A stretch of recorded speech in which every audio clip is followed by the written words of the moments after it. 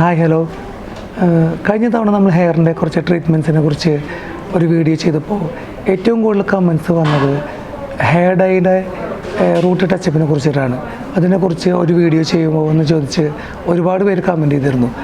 ഒരു വളരെ ബേസിക് ആയിട്ടുള്ളൊരു കാര്യമാണെങ്കിൽ പോലും ഒരുപാട് കമൻറ്റ്സ് നമുക്ക് അതിൽ വന്നു കഴിഞ്ഞപ്പോൾ ഇന്നത്തെ ഒരു വീഡിയോ അതിനെക്കുറിച്ച് ചെയ്യാമെന്ന് വിചാരിച്ചു. അപ്പോൾ ഇന്ന് നമ്മൾ ഡെമോൺസ്ട്രേഷൻ ചെയ്യാൻ പോകുന്നത് ഹെയറിൻ്റെ റൂട്ട് ടച്ചപ്പാണ്. അപ്പോൾ അതിന് മുമ്പായിട്ട് നമ്മൾ എന്താണ് ഹെയർ ഡൈനെ എന്നറിഞ്ഞിരിക്കണം അല്ലേ, ഹെയർ ഡൈയുടെ കണ്ടൻറ്റുകൾ അറിഞ്ഞിരിക്കണം. പൊതുവേ നമുക്ക് അറിയുന്ന ഒരു കാര്യമാണ് ഹെയർ ഡൈയുടെ അലർജിയെക്കുറിച്ച്. അത് ഒരുപാട് ആളുകളിൽ അലർജി കാണിക്കുന്നുണ്ട്. അപ്പോൾ അതുകൊണ്ട് തന്നെ ഹെയർ ഡൈയുടെ കണ്ടൻറ്റുകൾ എന്താണ്, അതെങ്ങനെയാണ് ഉപയോഗിക്കേണ്ടത് എന്നുള്ളതിനെക്കുറിച്ച് ഇന്ന് പറയാം. അപ്പോൾ നോർമലി ഹെയർ ഡൈ നമുക്ക് കിട്ടുമ്പോൾ നമുക്കറിയാം അത് 2 ട്യൂബുകൾ ഉണ്ടായിരിക്കും. ഒന്ന് ഒരു കളർ ട്യൂബ് ആൻഡ് ഡെവലപ്പർ. അതിൽ മെയിൻ കണ്ടൻറ്റ് കളർ എന്ന് പറയുന്നത് ഫിനൈലിൻ ഡയമൈൻ എന്ന് പറയുന്ന ഒരു കണ്ടൻറ്റാണ്, കെമിക്കൽ കണ്ടൻറ്റാണ് യൂസ് ചെയ്യുന്നത്. നോർമൽ കേസിൽ ഏറ്റവും കൂടുതൽ അലർജിക് ആവുന്ന ഒരു കുറച്ച് സ്ട്രോങ് ആയിട്ടുള്ളൊരു കെമിക്കൽ കണ്ടൻറ്റാണ് ഈ PPD എന്ന് പറയുന്ന ഫിനൈലിൻ ഡയമൈൻ. ഇത് ഒത്തിരി ആളുകളിൽ അലർജി ഉണ്ടാക്കുന്നുണ്ട്. അലർജി നമുക്ക് 2 ടൈപ്പിൽ വരാറുണ്ട്. ഒന്ന് ഇൻസ്റ്റൻ്റായിട്ട് നമ്മൾ അപ്ലൈ ചെയ്ത ഉടനെ തന്നെ ഭയങ്കര ഇച്ചിങ്ങും റെഡ്നെസ്സും ഇറിറ്റേഷനൊക്കെ തോന്നുന്ന രീതിയിൽ വരാറുണ്ട്. പിന്നെ അതുപോലെ തന്നെ നെക്സ്റ്റ് വരുന്നത് ഈ പറഞ്ഞ പോലെ നമ്മൾ ചെയ്ത ശേഷം ഒരു 2 ദിവസം കഴിഞ്ഞ ശേഷം അപ്ലൈ ചെയ്ത ഭാഗത്ത് മാത്രമല്ല നമുക്ക് ബോഡിയിലാകെ ചൊറിയുന്ന രീതിയിലും അതുപോലെ തന്നെ ഒരു തരത്തിലുള്ള ഇറിറ്റേഷൻ നമുക്ക് പൊതുവെ ഇച്ചിങ് എല്ലാം ഫീൽ ചെയ്യാറുണ്ട്. അപ്പോൾ ഇതിനു വേണ്ടി നമ്മൾ ആദ്യമേ തന്നെ എപ്പോഴും ഡൈ ചെയ്യുന്നതിന് മുമ്പായിട്ടൊരു patch test or allergy test ചെയ്തിരിക്കണം.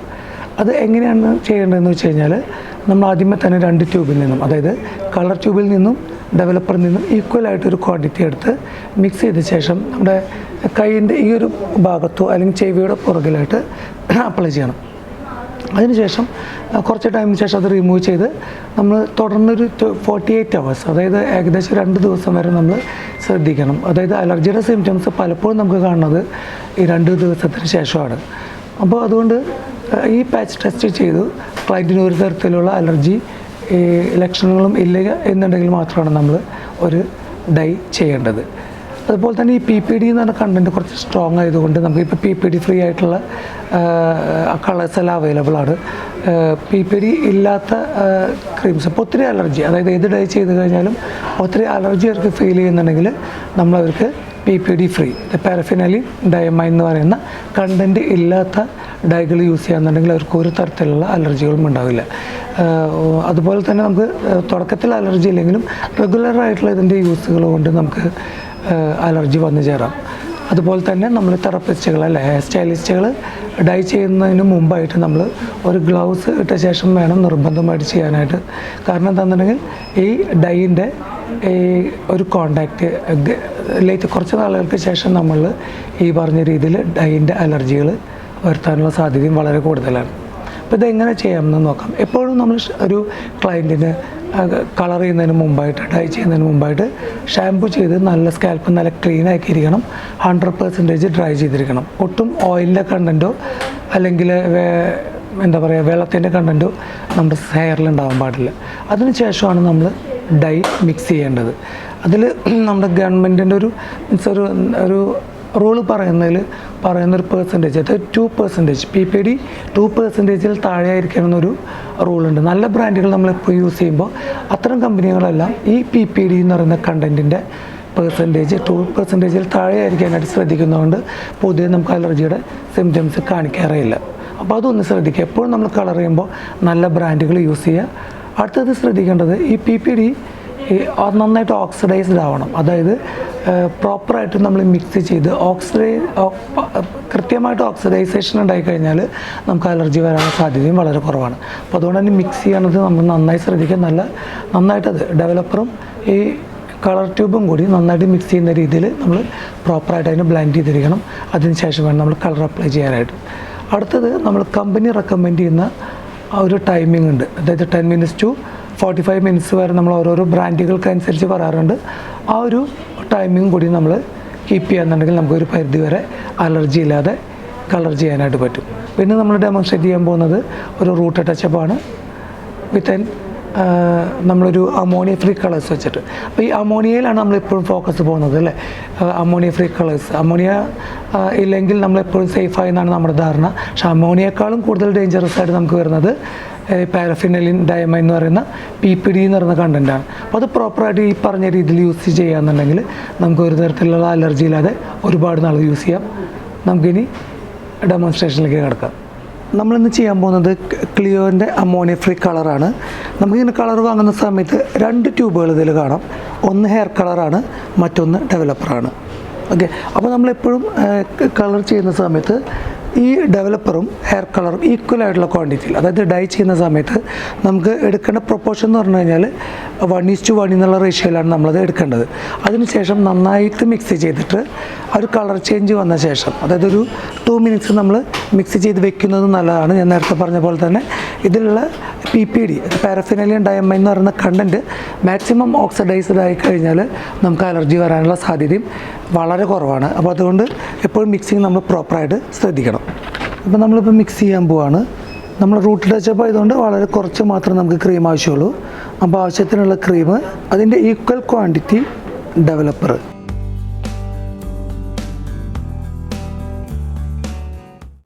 അതിനുശേഷം ഇതിനെ നന്നായിട്ട് മിക്സ് ചെയ്യണം. പ്രോപ്പറായിട്ട് മിക്സിങ് ചെയ്യുന്ന സമയത്ത് ഇതിലുള്ള PPD കണ്ടൻറ്റ് ഓക്സിഡൈസ്ഡ് ആവുകയും ഇതിൻ്റെ കെമിക്കൽ റിയാക്ഷൻ ഭയങ്കരമായിട്ട് കുറയും. നമുക്ക് ഇറിറ്റേഷൻ വരാനുള്ള അല്ലെങ്കിൽ അലർജി വരാനുള്ള സാധ്യതകൾ വളരെയധികം കുറയ്ക്കുകയും ചെയ്യും. നോർമലി നമ്മൾ കളർ അതുപോലെ കെമിക്കൽ ട്രീറ്റ്മെൻറ്റ് എല്ലാം ചെയ്യുമ്പോൾ ഹെയറിൽ ആദ്യം എടുക്കുന്ന സെക്ഷൻ പ്രോപ്പറായിട്ട് ആയിരിക്കണം. സെക്ഷനിങ് നമ്മൾ ആദ്യം ചെയ്യുന്നത് 4 സെക്ഷനിങ് ആണ്. പ്രൊഫൈൽ ആൻഡ് റേഡിയൽ സെക്ഷൻ കുറച്ചുകൂടി നമുക്ക് ഈസി ആയിട്ട് കളർ ചെയ്യാനായിട്ട് പറ്റും. അതായത് ഒരു ഹെയർ പോലും വിടാതെ, അതായത് പ്രത്യേകിച്ചും അറിയാമല്ലോ നമുക്ക് ഡൈ ചെയ്യുന്ന സമയത്ത് എല്ലാ ഹെയറിലും ഗ്രേ ഹെയറിലും മുഴുവൻ നമുക്ക് കവറേജ് കിട്ടേണ്ടതായതുകൊണ്ട് ഹെയർ സെക്ഷൻ എപ്പോഴും നമ്മൾ പ്രോപ്പറായി ചെയ്യണം.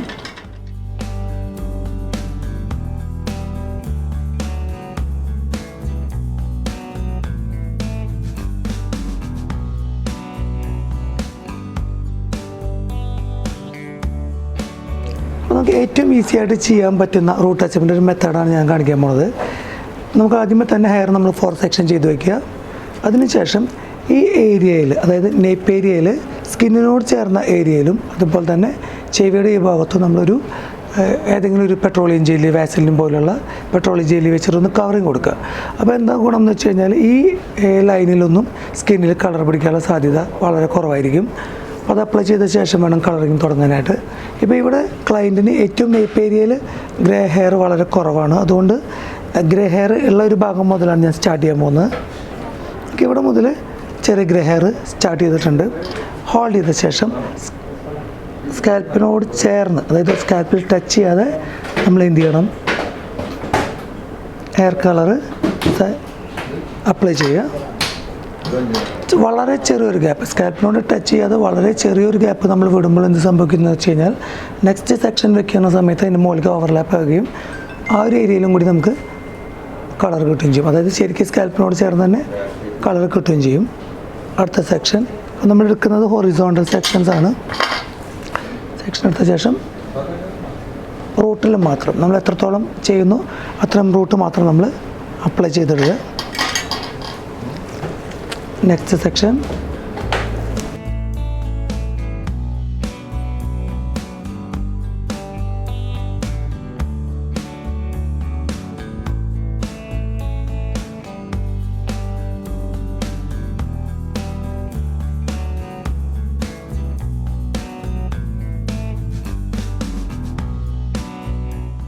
മുകളിലേക്ക് പോകുന്ന സമയത്ത് ഹെയർ വളരെ കൂടുതലായതുകൊണ്ട് വളരെ തിൻ സെക്ഷൻസ് ആയിട്ട് എടുത്ത് വേണം നമ്മൾ കളർ ചെയ്യാൻ. അപ്പോൾ കൂടുതൽ ഗ്രേ ഹെയർ ഉണ്ടെങ്കിൽ ഏറ്റവും തിന്നായിട്ടുള്ള സെക്ഷൻസ് ആയിട്ട് വേണം കളർ അപ്ലൈ ചെയ്യാൻ. എന്നാൽ മാത്രമേ നമുക്ക് പ്രോപ്പറായിട്ടുള്ള കളർ കിട്ടുള്ളൂ.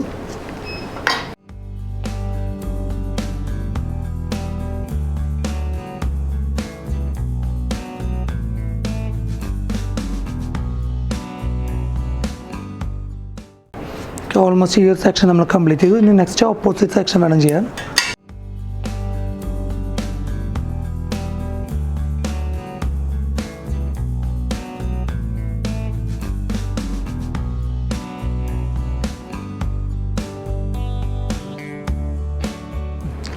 നെക്സ്റ്റ് നമ്മൾ ചെയ്യാൻ പോകുന്നത് ഫ്രണ്ട് സെക്ഷനാണ്, ഇയർ ടു ഇയർ സെക്ഷൻ. ഈ സെക്ഷൻ ചെയ്യുന്ന സമയത്ത് ഇവിടെ നമ്മൾ എടുത്തത് ഹോറിസോണ്ടൽ സെക്ഷൻസ് ആണെങ്കിൽ ഈ ഏരിയയിൽ നമുക്ക് അപ്ലിക്കേഷൻ ഈസി ആയിട്ട് അപ്ലൈ ചെയ്യാനായിട്ട് ഡയഗണൽ സെക്ഷൻസ് എടുക്കാം.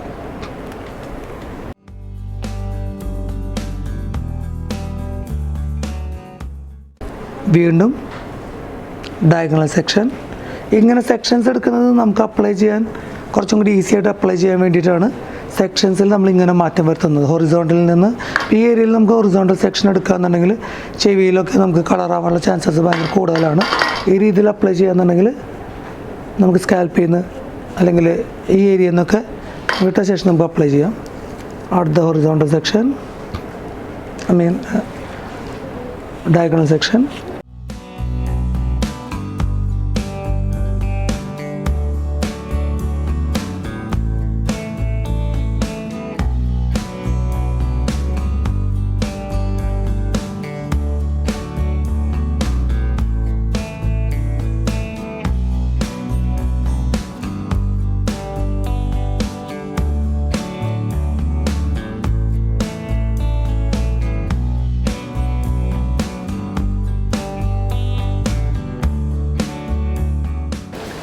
ഫൈനലി നമുക്ക് ഈ ഹെയർ ലൈൻ ഒന്ന് ക്ലിയർ ചെയ്ത് കൊടുക്കാം. ബേബി ഹെയർസ് എല്ലാം കണക്ട് ചെയ്ത് പുറകിലോട്ട് ഇതുപോലെ അപ്ലൈ ചെയ്ത് വയ്ക്കുക.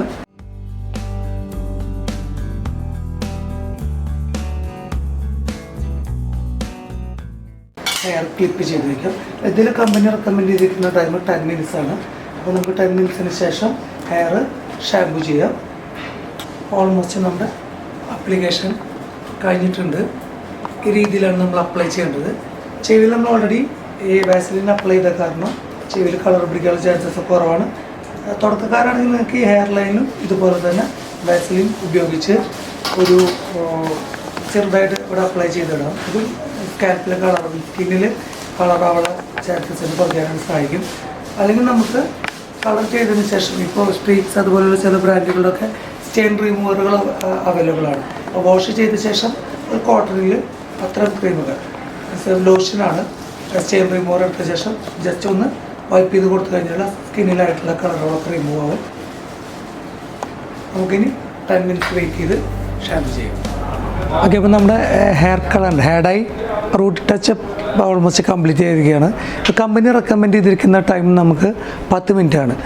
ഓരോരോ കമ്പനികൾക്ക് അനുസരിച്ച് ടൈമിങ്ങിൽ വ്യത്യാസം ഉണ്ടായിരിക്കും. മാക്സിമം 10 minutes to 45 minutes ആണ് ഓരോ കമ്പനികൾക്ക് അനുസരിച്ചിട്ട് വെക്കേണ്ട ടൈം. ആ ടൈം ഒരിക്കലും എക്സീഡ് ചെയ്യാതിരിക്കാനായിട്ട് ശ്രദ്ധിക്കുക.